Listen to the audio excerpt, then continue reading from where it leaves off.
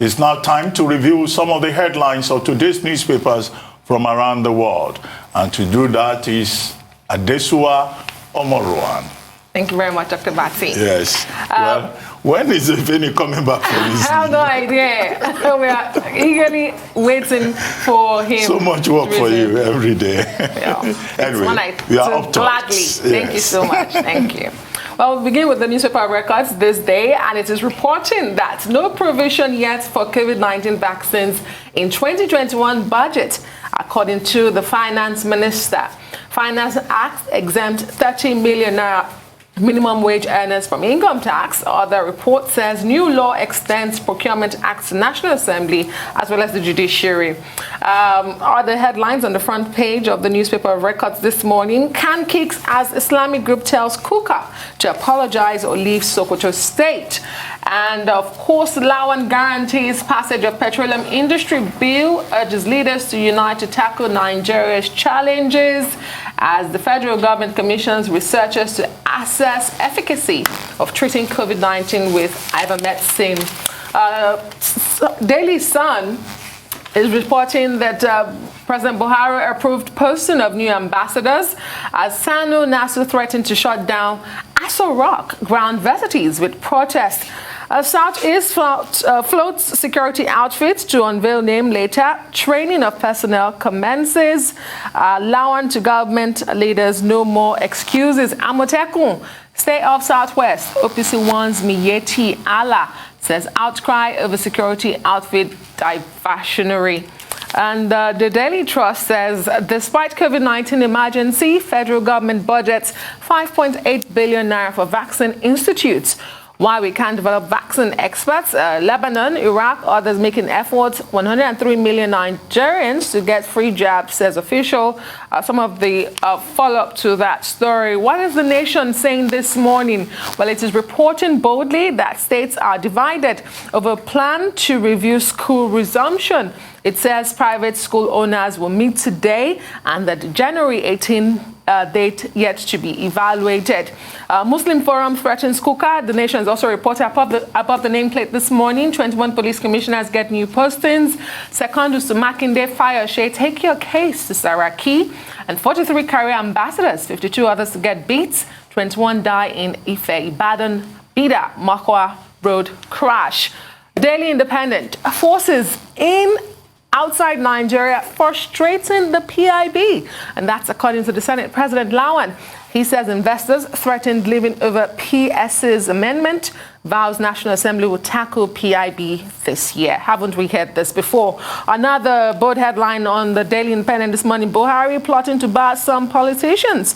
That's according to Junaid Mohammed. Details in the copy this morning. New Telegraph leads with Lawan, foreign local forces against petroleum bill passage. Says Nigeria shortchange $1.78 billion yearly for 20 years.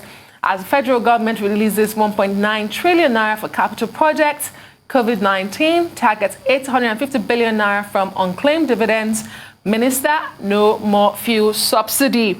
And of course, NANS to FG, don't shift school resumption dates. Planned students, COVID-19 task force in institutions as varsity workers protest nationwide over allowances. The Guardian leads with awaiting CBN's foreign exchange rate unification. Persistent suit raises cancer scare in South. And Buhari Oke's posting of 95 screened envoys. Some of the headlines. The Punch this morning says ASU defends sharing formula of the 40 billion naira allowance. Varsity workers begin protests.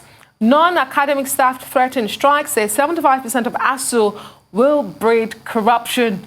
We have an understanding with federal government. Fight for your rights too, lecturers tell unions. Secondus ex-minister disagree over fueling of a fire Shemakine fight. Command NABS for as Lagos court clashes claim 14 in 3 days. Amotekun disagrees as police fought cooperation. Some of the headlines on the front page of the Punch this morning. The Vanguard says we are working on quantity of COVID-19 vaccines. That's according to the federal government of Nigeria. Nation's challenges, no more excuses. Lawan tells leaders 9 state commands, other formation gets new CPs. The new Nigerian News Direct says APC membership registration Governors Bello, Abiodun head committee vow to triple membership base. Amotekun takes off in Ogun. Chief of Staff and major shake-up in police as IGRA deploys 21 CPs. 2023, INEC to adopt cutting-edge technology. Some of the headlines this morning. Interesting headlines. I want to talk about the universities and the other unions, you know, SANU and NASU going head on. So I had some privy conversations with top echelons in SANU before now.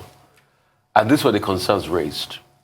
And the person went ahead to tell me about the fact that SANU had prior to this time negotiated a deal. Okay.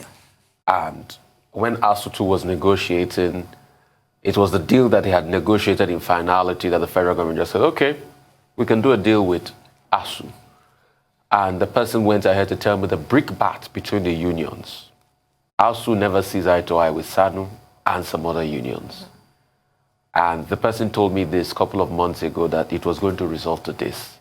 And I'm not surprised it has resulted in this. I mean, we had a couple of representatives from ASU on this show, and when we asked them the question, particularly I remember the ASU representative from the Unilag branch, we asked them about this question when he came on the show. He pushed it away. He said, we have done our own deal, SANU should go and do theirs. But you see, for what it's worth for the unions, I don't know how they're going to do it. I know it's almost impossible. I know they have sort of like what I'll call a parasitic relationship. But what they should start doing is what biology will call commensalism. They must work in tandem with one another for the best interest of the university. Because the university system can't work if the unions are constantly at loggerhead. A lot of people have brought forward the proposal of how about they having a joint front. But some people in the union will tell you it's almost impossible. Because now that ASU has gotten a deal, they are ready to go back. SANU is kicking against it. SANU holds a great sway in the university system in this country. And the brickbat is only going to continue. Amidst all of this, COVID-19 will come in. Activities have been shut down for over a year. It's so quick for us to say we need scientists that can research drugs for COVID-19. But the university system that is supposed to be working overdrive now is on lockdown because of strike. And brain drain is taking off people. We hear about 200 lecturers that went to Ethiopia. So whatever it will take, all these unions must come together. Well, I don't know whether that will be very easy to prescribe. I know it's hard. In fact, it's a sore point for, university teachers when anybody suggests that there should be one single union within the university system, because the interests of the various unions are different. Now, you have what is called a Joint Action Council, which is an umbrella body under which the non-academic staff union and the Senior Staff Association of Nigerian Universities tend to come together, because these are the non-academic wing of the university. While it is true that the academics need the non-academic staff to be able to function, they are on different salary structures. So the academics believe, maybe legitimately, that their interests are different, because, they have access to grants, they have access to all kinds of allowances that may not fall within the purview of the functions of the non-academic staff. But what we need to continue to insist upon is that, look, the government's approach to the university system should not be one of playing politics of division, playing one union against the other. Because the other time when government was saying, well, the amount that we have devoted to the university in this regard is to be shared among the unions, that's a tactical way of creating tension within the university system. And it happened. All of these negotiations should be carried on without, the politics of division. Once upon a time in this country, the university system worked. It's not as if academics and non-academics did not go on strike or raise issues, but government handled it differently then, such that the disruptions were not almost on a permanent basis, such as we see now. Now, but one story that I think should also be of interest is the story on the front page of This Day, which says, "Khan kicks as Islamic group tells Kuka to apologize or leave Sokoto." And this is coming against the background of the information we had yesterday that the Department of State Security had raised an alarm that certain elements, certain groups in the country were planning to play one religious group against the other.